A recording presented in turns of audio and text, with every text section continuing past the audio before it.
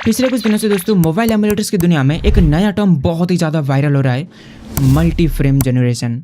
आप लोगों ने एनवीडिया के ग्राफिक्स कार्ड में DLSS के बारे में तो सुना ही होगा, जहां पर AI फ्रेम जनरेशन की मदद से गेम के FPS को काफी हद तक बढ़ाया जाता है, जिससे लो एंड पीसी में भी गेम सीधे 30 FPS से 150 FPS तक में भी पहुंच जाता है। और अभी दोस्तों मोबाइल एमुलेटर्स में भी सेम कॉन्सेप्ट आ रहा है और रिसेंटली दोस्तों गेम हब एमुलेटर में भी मल्टी फ्रेम जनरेशन आ चुका है और इसके साथ ही पूरा गेम हब एमुलेटर अपडेट होकर कंप्लीटली चेंज हो चुका है। तो चलो आज हम गेम हब एमुलेटर का मल्टी फ्रेम जनरेशन के साथ साथ इसका पूरा अपडेट को चेकआउट करते हैं, अगर इसमें क्या क्या और कैसे कैसे चेंजेस हुआ है और स्पेशली जो इसका मल्टी फ्रेम जनरेशन है वो कैसा है, कैसा चलता है, FPS में कितना इंप्रूवमेंट मिलता है और फोन के हीटिंग में कैसा इफेक्ट पड़ता है और क्या ये हमारे फोन को डैमेज तो नहीं करता। तो चलो सब कुछ जान लेते हैं। तो सबसे पहले इसका लेटेस्ट वर्जन डाउनलोड करने के लिए सिंपली कोई से भी ब्राउजर में जाना है और वहां पर जाके गेम हब सर्च करना है।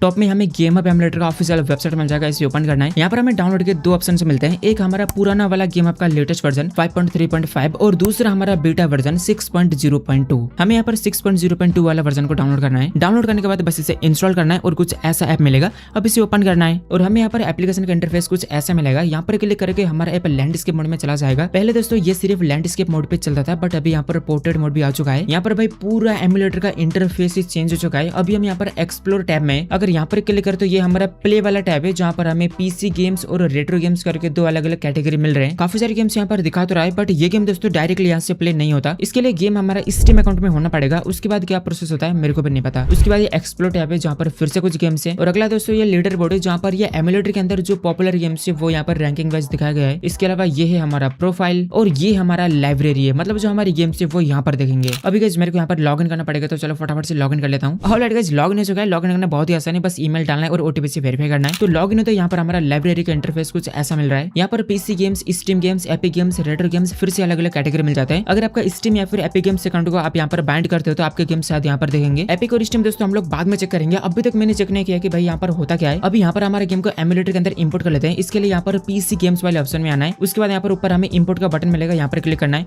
और ये परमिशन मांगेगा तो इसे अलाउ करना है। उसके बाद यहाँ पर फोन का फाइल मैनेजर ओपन होगा। अभी अपने यहाँ पर गेम को जिस फोल्डर में रखा है वहां पर जाना है, गेम का फोल्डर को ओपन करना है, देन वहां पर गेम का लॉन्चर में लगा, बस उसमें क्लिक करना है, देन यहाँ पर कंफर्म में क्लिक कर देना है। इतना करते यहाँ पर हमारा गेम इंपोर्ट हो चुका है। उसके बाद हमारा गेम यहाँ पर कुछ ऐसा दिखेगा और अगर हम यहाँ पर स्लाइड करते हो ये हमारा लाइब्रेरी का दूसरा व्यू ओपन होगा। ऊपर करते हो ऐसा, नीचे करते हो ऐसा। चलो भाई फटाफट से यहाँ पर गेम को खेल लेते हैं। अगर आपको एमुलेटर के बारे में भाई एक सेकंड, भाई यहाँ पर भी पूरा इंटरफेस चेंज हो चुका है और यहाँ पर GTA 5 के अलग अलग इमेजेस, वीडियोस, भाई साहब बढ़िया हो रहा है यार गेम। अब इसे प्ले करने से पहले दोस्तों हमें यहाँ पर सेटिंग करना पड़ेगा। इसके लिए शायद यहाँ पर क्लिक करना है और यहाँ पर शायद पीसी इंजन में क्लिक करना है और हाँ गाइस यहाँ पर हमारा गेम का सेटिंग आ चुका है। जनरल के अंदर गाइस रेजोल्यूशन का ऑप्शन आता था पहले, बट अभी नहीं आ रहा है। ग्राफिक्स में जाते गाइस हाँ यहाँ पर सबसे पहले गेम रेजोल्यूशन है, इसे हम यहाँ पर सबसे लोएस्ट सेट कर लेते हैं। उसके बाद गाइस यहाँ पर GPU ड्राइवर में टर्निप सिलेक्टेड है। पहले तो मेरे फोन में टर्निप नहीं चल रहा था, अभी भाई शायद आ गया मेरे फोन के लिए भी। इसके अलावा गाइस यहाँ पर बाकी settings, DXVK version, VKD3D version सारी सही है। अगर कुछ प्रॉब्लम आता है तो बाद में चेंज कर लेंगे। बाकी अगर कॉम्पैटिबिलिटी में जाकर देखे तो गाइस यहाँ पर ज्यादा कुछ छेड़छाड़ नहीं करना, बस यहाँ पर ट्रांसलेशन पैरामीटर्स में क्लिक करके एक्सट्रीम कर देना है और यहाँ पर भी भाई इसका पूरा इंटरफेस चेंज हो चुका है। बाकी दोस्तों हमें यहाँ पर कुछ भी छेड़खानी करने की जरूरत नहीं है। एक कंफ्यूजन ये कि जो ग्राफिक ड्राइवर है ये यहाँ पर पता नहीं क्यों टर्निप सिलेक्टेड है। एक बार यहाँ पर टर्निप पे रख के ट्राई करते हैं क्या होता है, अगर कुछ प्रॉब्लम आता है तो बाद में चेंज कर लेंगे। बाकी दोस्तों यहाँ पर एक ब्लू कलर में रिकमेंडेड का ऑप्शन आ रहा है। यहाँ पर इंजन सेटिंग स्कीम करके काफी सारे डाउनलोड करने के ऑप्शन आ रहे हैं, शायद गाइस ये प्रीसेट होंगे। भाई यहाँ पर बहुत सारे ऑप्शन है और यहाँ पर माई स्कीम्स और क्लाउड से करके भी ऑप्शन है। चलो दोस्तों बहुत हो गया, अब यहाँ पर फटाफट से गेम को प्ले करके देख लेते हैं। भाई जो मल्टी फ्रेम जनरेशन है वो भाई मेरे को बहुत ही ज्यादा एक्साइटमेंट हो रहा है, क्या होगा कैसे होगा। पहली बार में गाइस यहाँ पर ये कुछ फॉर्मवेयर्स और ड्राइवर्स डाउनलोड करता है, तो हमें कुछ देर तक वेट करना पड़ेगा। तब तक गाइस अगर आपको वीडियो पसंद आ रहा है तो प्लीज वीडियो को लाइक कर दो और अगर आप आगे भी ऐसे मजेदार वीडियोस देखना चाहते हो तो चैनल को सब्सक्राइब करके बेल नोटिफिकेशन को भी ऑल पे सेट कर दो। बेल नोटिफिकेशन को ऑल पे सेट करना मत भूलना, क्योंकि भाई अगर वो नहीं किया तो सब्सक्राइब करने का आपको कोई फायदा ही नहीं होगा। ऑलराइट दोस्तों फाइनली यहाँ पर हमारा डाउनलोड कंप्लीट हो चुका है और अभी यहाँ पर स्टार्टिंग गेम्स करके आ रहा है। भाई फटाफट से जल्दी से स्टार्ट हो जाए, भाई मेरे से रहा नहीं जा रहा है इसका मल्टी फ्रेम जनरेशन देखने के लिए। ऑलराइट गाइस यहाँ पर हमारा गेम स्टार्ट तो हो चुका है, बट भाई पूरा ग्राफिकल ग्लिच, भाई पूरा गेम ग्लिच कर रहा है। ये दोस्तों वही हमारा जो ग्राफिक ड्राइवर टर्निप पे सेट था उसी की वजह से। तो चलो गेम को बैक कर लेते हैं और ग्राफिक ड्राइवर को चेंज कर लेते हैं। चलो गाइस ग्राफिक ड्राइवर इसका सबसे लेटेस्ट वाला वर्जन को सिलेक्ट करते हैं, देखते हैं भाई इसमें क्या होता है। ऑलराइट दोस्तों फिर से यहाँ पर गेम स्टार्ट हो चुका है और जो ग्राफिक में प्रॉब्लम था, जो ग्लिच था, वो सॉल्व हो चुका है। अभी यहाँ पर हमारा GTA 5 का फर्स्ट मिशन स्टार्ट हो चुका है दोस्तों और FPS यहाँ पर हमें 40, 50, 60 के बीच में आ रहे हैं। भाई ये फर्स्ट मिशन भी कितना ही खेला यार, दिमाग खराब। इसलिए मैं यहाँ पर सेव फाइल को लोड कर लेता हूँ, देन आपसे मिलता हूँ सेव फाइल लोड करने के बाद।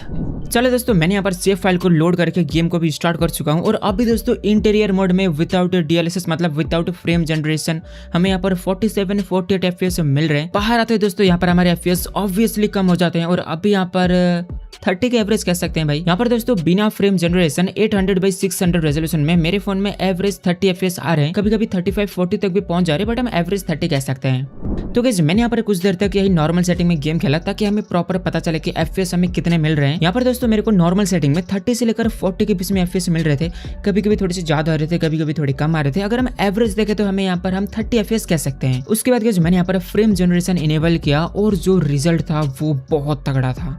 चलो दोस्तों, अभी यहाँ पर हमारा फ्रेम जनरेशन को इनेबल कर लेते हैं। इसके लिए हमें यहाँ पर ऐसे स्लाइड करना है, उसके बाद यहाँ पर परफॉर्मेंस में जाना है और हमें यहाँ पर कुछ इस तरीके से फ्रेम जनरेशन का ऑप्शन मिलेगा जो कि अभी डिसेबल्ड है। तो चलो इसे इनेबल कर लेते हैं। इनेबल करने के बाद दोस्तों नीचे यहाँ पर डिफरेंट लेवल्स आ जाते हैं। यहाँ पर eco, flow, balanced, boost, clear और मैक्स करके टोटल 6 लेवल्स मिलते हैं फ्रेम जनरेशन के। तो चलो इस पहले यहाँ पर सबसे लोएस्ट इको मोड में ट्राई करते हैं, देखते हैं भाई FPS में कितना चेंज आता है। और भाई साहब FPS गाइस 30 से सीधा 60 में पहुंच चुके हैं। आप यहाँ पर ऊपर देख सकते हो भाई इको मोड भाई FPS डबल हो गए, तो आगे क्या होगा। तो गाइस मैंने यहाँ पर कुछ देर तक यही इको मोड में गेम खेला।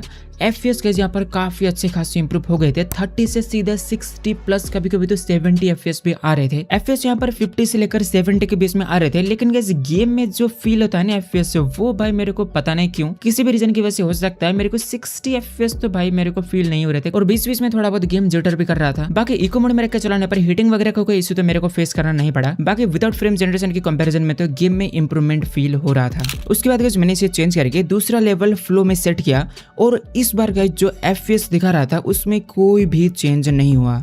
जितने FPS हमें इको मोड में मिल रहे थे यहाँ पर भी उतने FPS आ रहे थे। हाँ कभी कभी थोड़ा सा ज्यादा, जैसे कि इको मोड में 70 तक FPS जा रहे थे, ऐसे यहाँ पर 80 तक जा रहे थे कभी कभी, but maximum time normal game वही FPS में चल रहा था जैसा हमें पिछली बार मिला था। लेकिन गाइस FPS में भले कोई भी चेंज नहीं दिखा रहा था, गेम में मेरे को थोड़ा तो इम्प्रूवमेंट फील हो रहा था। मतलब कभी कभी का जो जिटर था वो थोड़ा सा कम हो गया था और ओवरऑल गेम थोड़ा सा इम्प्रूव्ड लग रहा था। बाकी ऐसा कोई ड्रास्टिक चेंज नहीं था। अगला दोस्तों मैंने यहाँ पर बैलेंस मोड में सेट किया और बैलेंस मोड में जाने पर अब जाके जो FPS दिखा रहा था उसमें थोड़ा सा इंप्रूवमेंट हो गया था। पहले यहाँ पर गेम नॉर्मली 50 से 60 FPS के बीच में चल रहा था, बट अभी दोस्तों 70 से 80 FPS तक आ रहे थे और कभी कभी का जो जिटर या फिर थोड़ा सा लैगी बना था वो भी मेरे को थोड़ा कम फील हुआ। ओवरऑल दोस्तों बैलेंस मोड में गेम बढ़िया चल रहा था और यहाँ तक आते आते भी दोस्तों जो फोन का हीटिंग था उसमें मेरे को कोई भी sudden change, sudden heat spike, ऐसा कुछ भी प्रॉब्लम मेरे को फेस करने को नहीं पड़ा था। बाकी गेम का FPS और स्मूथनेस हर अगले सेटिंग के साथ पिछले वाले से अच्छा ही मिल रहा था। कुछ देर तक मैंने यहाँ पर यही बैलेंस मोड में खेल के देखा ताकि यहाँ पर कोई हीटिंग क्रैश या फिर कोई भी इशू आता है कि नहीं, लेकिन गाइस ऐसा मेरे को कोई भी प्रॉब्लम फेस करने को नहीं पड़ा। गेम एकदम बढ़िया चल रहा था। तो उसके बाद मैंने इसे यहाँ पर बूस्ट में सेट किया। मेरे को लगा था बूस्ट में सेट करने पर 100 FPS तक तो आ जाएंगे, लेकिन गाइस जैसे हमारे साथ होते आ रहा था इस बार भी भाई FPS में ऐसा कोई भी इंप्रूवमेंट नहीं था जो दिखा रहा था। FPS मीटर में ऐसा कोई भी बड़ा इंप्रूवमेंट नहीं दिखा रहा था, लेकिन गाइस जो गेम का स्मूथनेस था, जो फील था, जो फ्लो था, वो मेरे को पिछले 3 सेटिंग्स के कंपैरिजन में इसमें सबसे बढ़िया मिल रहा था। मेरे को लगा था बूस्ट में सेट करने पर शायद मेरा फोन ज्यादा हीट करने लगेगा, जो CPU यूजेज आप यहाँ पर देख रहे हो वो शायद बढ़ने लगेगा, लेकिन गाइस ऐसा कुछ भी नहीं था। यहाँ तक आते आते मैंने काफी देर तक गेम खेल लिया था, जिसकी वजह से फोन नॉर्मल भी हीट होने लग गया था और हीट होते ही फोन का परफॉर्मेंस थोड़ा ड्रॉप हो जाता है, जिसकी वजह से जो FPS आ रहे थे वो थोड़े कम हो गए थे। लेकिन गाइस इतने देर के बाद भी जो ओवरऑल गेम का फील था वो काफी अच्छा था। और गाइस इसके बाद के और इसके आगे के सभी सेटिंग के कंपैरिजन में सबसे बढ़िया गेम मेरा यहाँ पर बूस्ट पे ही चल रहा था। अभी दोस्तों फ्रेम जनरेशन में FPS के साथ साथ एक और चीज आता है कि जो गेम का क्वालिटी है उसमें कितना चेंज हुआ था, उसमें कितना इम्पैक्ट पड़ा था। अब गाइस अगर एकदम बारीकी से देखे तो यहाँ पर क्वालिटी में ऑब्वियसली कोई ना कोई चेंज तो हुआ ही होगा, तभी जाकर यहाँ पर ये फ्रेम जनरेशन काम कर रहा है। लेकिन गाइस अगर नॉर्मली देखे तो GTA 5 के हिसाब से हमारा फोन का स्क्रीन काफी छोटा है और हम में से मैक्सिमम लोग इसे सबसे लोएस्ट रेजोल्यूशन में चलाते हैं, जैसे अभी मैं चला रहा हूँ। और ये गेम बड़े स्क्रीन के लिए बना है, तो हमारा फोन का छोटा स्क्रीन में सबसे लोएस्ट रेजोल्यूशन पे भी अच्छा दिखता है। इसलिए जब मेरे को तो यहाँ पर जो गेम का क्वालिटी है उसमें ऐसा कोई भी नोटिसेबल चेंज फील नहीं हुआ। और भाई हम लोग GTA 5 का लाइट वर्जन में खेलते हैं, तो उसके सामने इसका जो क्वालिटी ड्रॉप है वो तो क्या ही है। तो कुछ देर तक ये बूस्ट में खेलने के बाद मैंने इसे अगला लेवल क्लियर पे सेट किया और गाइस क्लियर पे यहाँ पर गेम सबसे बेकार चल रहा था। FPS मीटर में FPS अराउंड सेम दिखा रहा था, लेकिन गाइस यहाँ पर गेम जिटर होने लग गया था, थोड़ा सा लैग होने लग गया था, और सबसे बड़ा प्रॉब्लम भाई कंट्रोलर्स में लेटेंसी आ गया था, मतलब भाई क्लाउड गेमिंग की तरह हो गया था। इसीलिए गाइस ये क्लियर सेटिंग तो सबसे बेकार है। मैंने इसे कुछ देर तक खेला, फिर यहाँ पर इसे हटा के इसका सबसे लास्ट वाला सबसे मैक्स सेटिंग किया, और गाइस मैक्स सेटिंग में भी गेम उतना खास नहीं चला। एक तो गाइस यहाँ पर गेम खेलते खेलते आधा घंटे से ज्यादा हो चुका था, जिसकी वजह से फोन भी हीट करने लग गया था, और ऑब्वियसली फोन का परफॉर्मेंस भी डाउन हो गया था, तो यहाँ पर FPS भी ड्रॉप हो गए थे। इसीलिए गाइस मैंने यहाँ पर रिकॉर्डिंग को ऑफ करने के बाद भी फोन को थोड़ी देर तक ठंडा करके फिर से यहाँ पर मैक्स लेवल पे गेम को ट्राई किया था, लेकिन गाइस उस बार भी गेम उतना अच्छा नहीं चल रहा था, लेटेंसी यहाँ पर बढ़ गया था, और FPS में भी कोई खास इंप्रूवमेंट नहीं था। मतलब मैक्स और क्लियर ये जो लास्ट के सेटिंग है, इनमें मेरा गेम सबसे बुरा चल रहा था। ओवरऑल सबसे बेस्ट गेम मेरा बूस्ट और बैलेंस में चल रहा था, और गाइस मेरे फोन में FPS यहाँ पर विदाउट फ्रेम जनरेशन और विद फ्रेम जनरेशन में काफी अच्छे इंप्रूव हो गए। विदाउट फ्रेम जनरेशन 30 FPS आ रहे थे, तो भाई फ्रेम जनरेशन में 80 FPS तक भी आ गए थे। बट गाइस जो FPS है वो सेटिंग के साथ साथ उतना खास इंप्रूव नहीं हुए। बूस्ट लेवल तक ही हमारे जो मैक्सिमम FPS है वो आ गए थे, उसके आगे FPS इंप्रूव नहीं हुए, बल्कि गेम और भी बेकार हुआ। ये दोस्तों अलग अलग फोन के अकॉर्डिंग अलग अलग भी हो सकता है। यूट्यूब में मैंने कुछ वीडियोस देखा था जहाँ पर हाई एंड फोन में 100+ FPS भी आ रहे थे, बट मेरे फोन में वैसा नहीं हुआ। और गाइस एक सबसे इंपॉर्टेंट चीज, शायद आप में से बहुत सारे लोग सोच रहे होंगे, मैं भी सोच रहा था कि जो इसका फ्रेम जनरेशन के हाईएस्ट सेटिंग्स है उन पे सेट करने पर हमारा फोन ज्यादा हीट कर सकता है, लेकिन गाइस ऐसा कुछ भी नहीं होता। मेरे को लगा था जैसे जैसे सेटिंग्स बढ़ते जाएगा वैसे यहाँ पर CPU usage, RAM usage, temperature बढ़ते जाएगा, लेकिन गाइस सारे लेवल्स में जो हमारा CPU यूजेज है, जो रैम यूजेज है, जो टेम्परेचर तो भाई पता नहीं ये सही दिखाता है या फिर फेक दिखाता है, जो CPU और जो रैम यूजेज है वो भाई ऑलमोस्ट सेम ही था, कुछ भी चेंज नहीं हो रहा था। गेम हब एमुलेटर का सबसे अच्छी बात यह है कि यहाँ पर ये CPU का यूजेज को फुल पोटेंशियल में नहीं ले जाता, जिसकी वजह से फोन जल्द ही ओवरहीट भी नहीं होगा और हम यहाँ पर लंबे टाइम तक गेम खेल पाएंगे। इसकी वजह से हमें गेम में FPS हमारे फोन के पोटेंशियल से कम मिलते थे,